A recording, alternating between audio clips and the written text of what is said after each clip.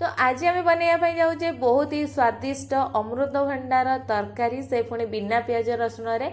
तो तापाई आमको दरकार प्रथमे आलू। तो आलू को ये कम बेसी आप करें। तो आलू केमती पूरा छोट छोट करके काटी नेबे। तापर ये कौन करना देखो मु अमृतभंडा नहीं तो ताको एमती पूरा छोट छोट करके काटी नहीं आउ ताको कौन करना भल भाव में धोईकी तार पानी तक भल भाव में माने बाहर कर नहीं। तो ये आपण अमृतभंडा को अधिक मात्रा रखिए आलू को टिके कम रखिए कहीं जेहेतु अमृतभंडार तरकारी होची ना से। तो एठी आपण परिमाण हिसाब रे कम बेसी सब करें।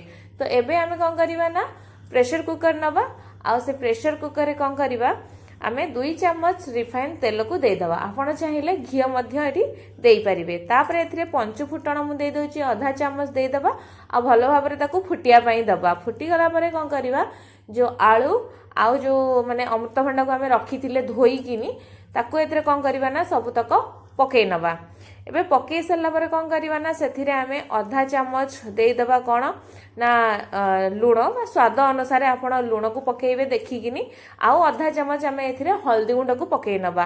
तापर याकू भल भाव में 1 ରୁ 2 मिनिट कषि नवा जेहेतु एटा टिके संतुली जीव जेमती सेमती याकू टिके कषि नवा जेहेतु आर जो पानी अंशटा थाए अमृतभंडा रे सेटा हमर बाहरी जीव।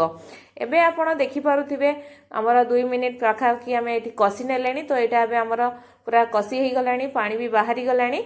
तो एबे एथिरे आमे कोन करबा ना अल्प टिके आमे एथिरे पानी देबा बस जेतिके हमर एठी सिझिया पई पानी दरकार सेतिके आमे एठी पानी को दबा बेसी देबेनी केन अमृतभंडार पांडा को आमे मार देइछु खाली सिझिया पई आपण एठी पानी देबे आउ एठी आमे 2टा सीटी दे दबा ए सब को सिझिबा पई। तो ता भितरे आमे मसला टिके रेडी करनबा। तो मसला भितरे मु एठी नेइछि 1 चम्मच गोटा धनिया आधा चम्मच गोटा जीरा 1 सुखिला लंका 1 लवंग आउ 1 गुजराती। तापर कौन नहीं ना ये गोटे बड़ टमाटो को कौन कर छोट छोट करके काटी नहीं आउ अल्प किसी अदा को मुझे छेचिकी रखी।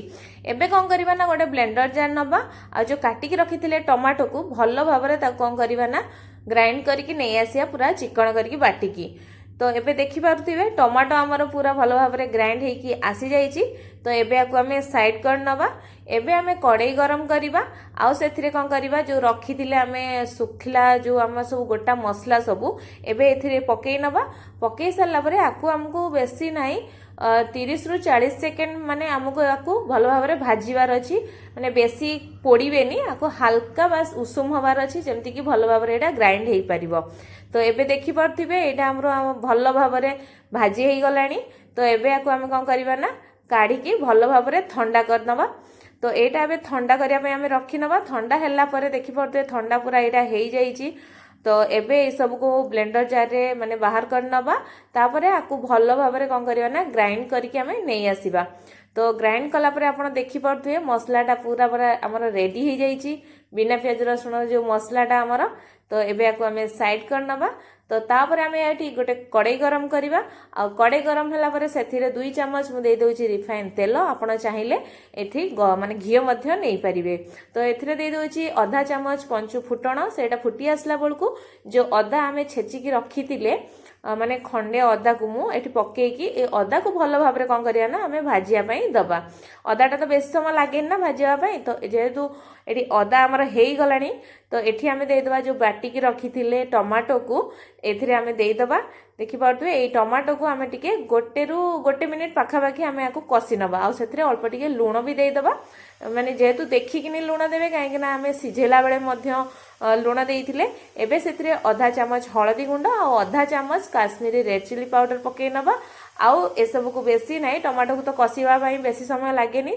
तो 1 मिनिट पाखापाखि हमको एटी आकु कषिबार अछि जेमिति कि जो टमाटर कंचा वासनाटा आदरु बाहरी जिवो।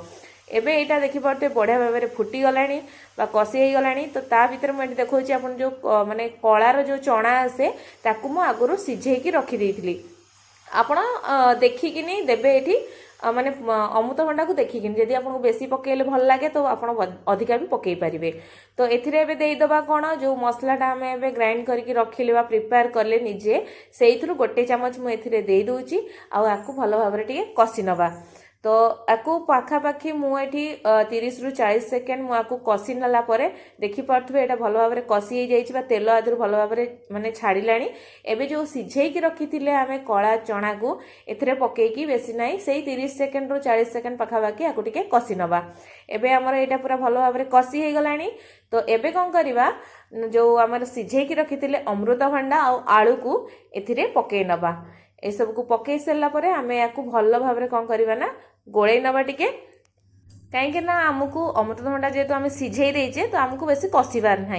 तो एबे से मुझे दे कौन ना अधा कप रु टिके अधिक क्षीर यहाँ सीझा क्षीर मुझे देती पकईला आपको माने फटाफट आपको एमती गोले चलिए कहीं बेले बेले कौन हुए ना सीझा क्षीर भी पकईला छिंडी जाए। तो आपको आप एमती कंटिन्यूअसली कौन करेंगे ना गोले चलिए जमीती कि माने एटा टे थिक न हुए टी मोटा टे न हो जाए बा क्षीरटा टे मरी न जाए। तो एथिरे भी देदेबा कौन अधा चामच आम चीनी माने जेहेतु यहाँ टेस्ट गोटे बालांस करिवो आउ सेथिरे पकईदेवा कौन टिके काटिकी रखिथिबा धनिया पत्र आउ ए सब को एबे भल भाव में मिक्स करनबा। एबे आपण देखि पारथिबे एटा हमर पूरा मोटा हो जाइछि बा क्षीरटा भल भाव में मरी जाइछि। तो एबे हमर तयारी हो जाइछि कौन अमृतभंडार तरकारी से पुणी बिना प्याज रसुण आपण या थे यही श्रावण मासरे बनईकी निश्चय खातु आउ किपरि लागला आम कमेंट बॉक्स रे कमेंट करी निश्चय जनातु। धन्यवाद।